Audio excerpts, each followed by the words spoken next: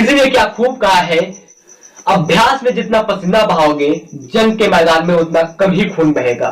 तो दोस्तों आप तैयारी में मेहनत कीजिए और परीक्षा में रिलैक्स होकर लिखिए। जय हिंद दोस्तों, आज हम बात करने वाले हैं कि आप नवंबर से पढ़ करके अपने बोर्ड एग्जाम में कैसे सबसे ज्यादा नंबर ला सकते हैं और अपने क्लास का टॉपर बन सकते हैं। जी हाँ दोस्तों, आपने सही सुना कि आप नवंबर से पढ़ेंगे और अपने बोर्ड एग्जाम में सबसे ज्यादा नंबर लाएंगे और क्लास का टॉपर बन जाएंगे। दोस्तों ये वीडियो मैं इसलिए बना रहा हूं क्योंकि मेरे पास बहुत सारे लोगों का मैसेज आया इंस्टाग्राम पर, कुछ लोगों का फेसबुक पर, और कुछ लोग मेरे ऑफलाइन क्लास से भी पूछे कि सर कैसे पढ़े कि अपने बोर्ड एग्जाम में सबसे ज्यादा स्कोर कर सके। तो दोस्तों यहाँ पर मैं आपके साथ कुछ टिप्स शेयर करने वाला हूँ जो कि आपके लिए बहुत ही ज्यादा हेल्पफुल होने वाली है। तो दोस्तों मैं आपको गारंटी देता हूं कि इस प्रकार से अगर आप पढ़ेंगे तो आप सच में अपने बोर्ड एग्जाम में सबसे ज्यादा नंबर लाएंगे और क्लास का टॉपर बन पाएंगे। तो दोस्तों चलिए बात करते हैं उन टिप्स के बारे में और आप बने रहिए हमारे साथ अंत तक उन सारे टिप्स को जानने के लिए। जी हाँ दोस्तों, चलिए शुरू करते हैं आज की क्लास को।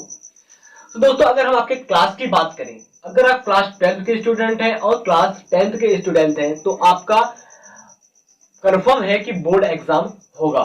ठीक है, तो सबसे पहले अगर हम क्लास 12th की बात करें, ठीक है, क्लास 12, तो क्लास 12th में जो सब्जेक्ट होता है वो टोटल होता है 5 सब्जेक्ट। ठीक है, 5 विषय होता है जिसमें आपका आता है Hindi, English, chemistry, physics,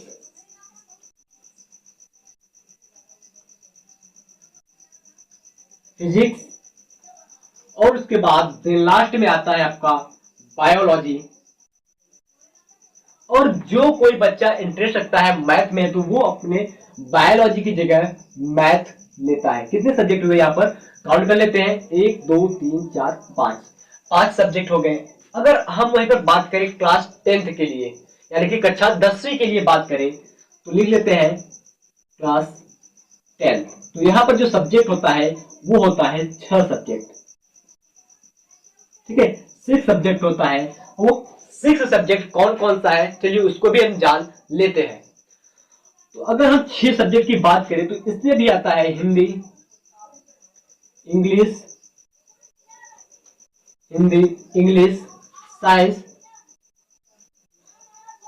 science, ठीक है, हिंदी, इंग्लिश, साइंस। उसके बाद आता है आपका मैथ आता है। इसके बाद आता है हिस्ट्री और लास्ट में आता है आपका ड्राइंग और संस्कृत। संस्कृत मैंने इसलिए लिखा क्योंकि कुछ बच्चों को ड्राइंग पसंद नहीं होती है, वो संस्कृत चूज करते हैं, लेते हैं, और कुछ बच्चे ड्राइंग लेते हैं। तो दोस्तों हमने सब्जेक्ट के बारे में जान लिया कि आपके क्लास में कितना सब्जेक्ट होता है। तो अब बात आती है टिप्स की कि कैसे हम तैयारी करें कि अपने बोर्ड के एग्जाम में 90 प्लस स्कोर कर सके और क्लास का टॉपर बन सके।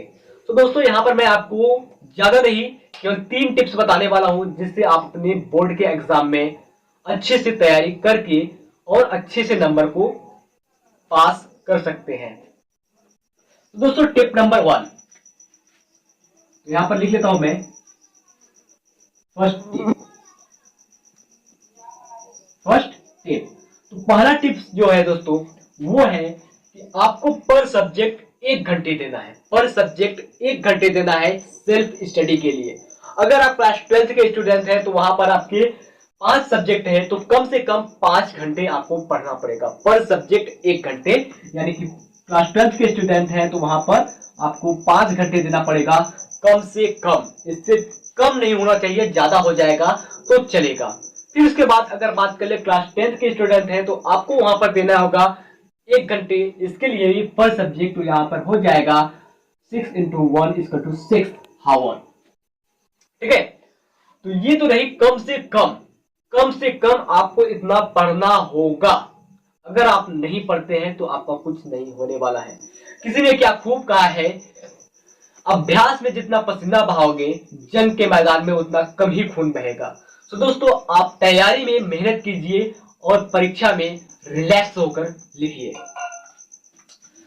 अब अगर हम टिप्स नंबर 2 की बात करें, सेकेंड टिप, तो दोस्तों हमारा जो सेकेंड टिप है वो है रिवीजन। रिवीजन, सेकेंड टिप है रिवीजन। तो यहां पर लिख लेते हैं रिवीजन। तो दोस्तों रिवीजन इसलिए होता है कि जो बातें हमने कल पढ़ी है उसको आज हम दोहराएंगे। अगर हम दोहराएंगे नहीं तो हमें कैसे पता होगा कि हम कल क्या पढ़ा था। Revision is the key point of success of a student. ठीक है, प्रत्येक विद्यार्थी के लिए रिवीजन जो होता है वो होता है सक्सेस पॉइंट। तो आपको रिवीजन करना है, पर सब्जेक्ट आपको देना है 20 से 25 मिनट, इससे कम नहीं होना चाहिए।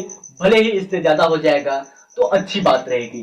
ठीक है, तो अगर आप 20 से 25 मिनट देते हैं तो क्लास 12 के स्टूडेंट हो तो वहां पर आप देंगे 1 घंटे 40 मिनट, और क्लास 10 के स्टूडेंट है तो वहां पर आप देंगे 2 घंटे। यानी कि टोटल हो जाएगा, अगर आप 12 के स्टूडेंट हो प्लस इसमें 1 into 4 कर दें तो हो जाएगा 6:40, और क्लास 10 तो हो जाएगा 8। तो आप सेल्फ स्टडी के तौर पर 6 घंटे 40 मिनट पढ़ेंगे, यानी कि टोटल 7 घंटे आप पढ़ेंगे घर पर।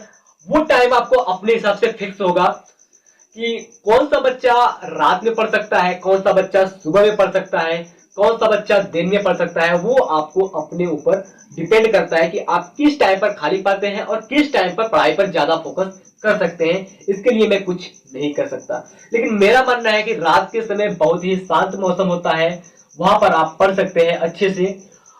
चलिए अब तीसरे टिप्स की बात करें, टिप्स नंबर 3। तीसरा टिप है टेस्ट।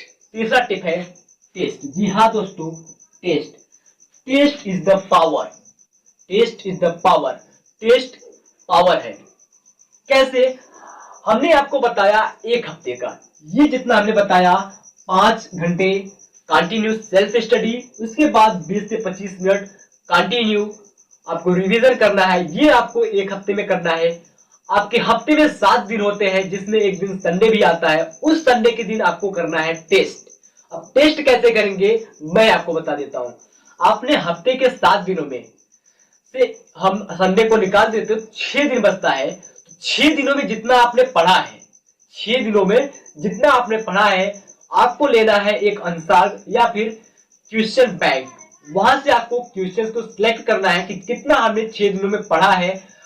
उन क्वेश्चंस को सिलेक्ट करके एक पेपर पर लिखना है। पेपर के लिखने के बाद आपको कोने में जाकर के बिना नोट्स और बुक के, बिना सीरीज के बैठ करके उन क्वेश्चंस को सॉल्व करने की कोशिश करना है और देखना है कि आप कितने क्वेश्चंस को सॉल्व कर सकते हैं।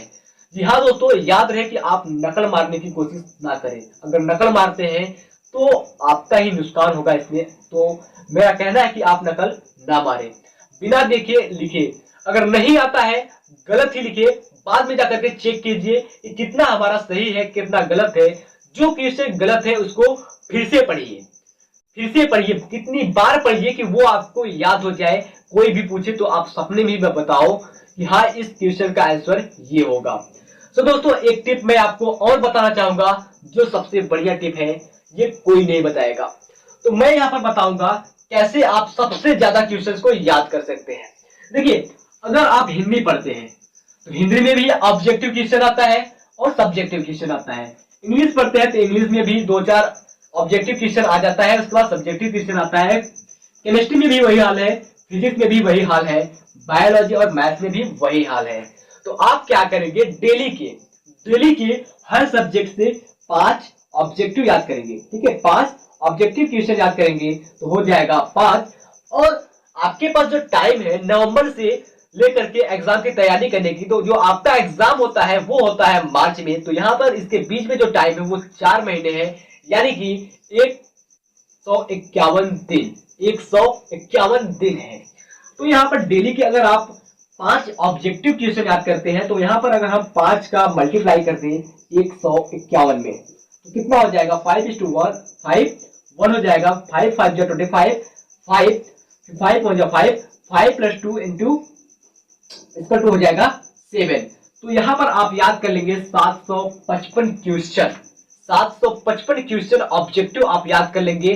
और क्वेश्चन कितना पूछता है, 4 से 5 क्वेश्चन पूछता है। तो 755 क्वेश्चन में से 4 से 5 क्वेश्चन आपका फंस जाएगा। और डेली का आपको हर सब्जेक्ट से याद करना है 3 से 4 सब्जेक्टिव क्वेश्चन, ठीक है। 3 से 4 सब्जेक्टिव क्वेश्चन याद करना है। तो हम देख लेते हैं, अगर हम 4 सब्जेक्टिव क्वेश्चन याद करते हैं पर सब्जेक्ट से, तो हम 151 दिन में कितने क्वेश्चंस को याद कर सकते हैं। तो हो जाएगा हमारा इधर टोटल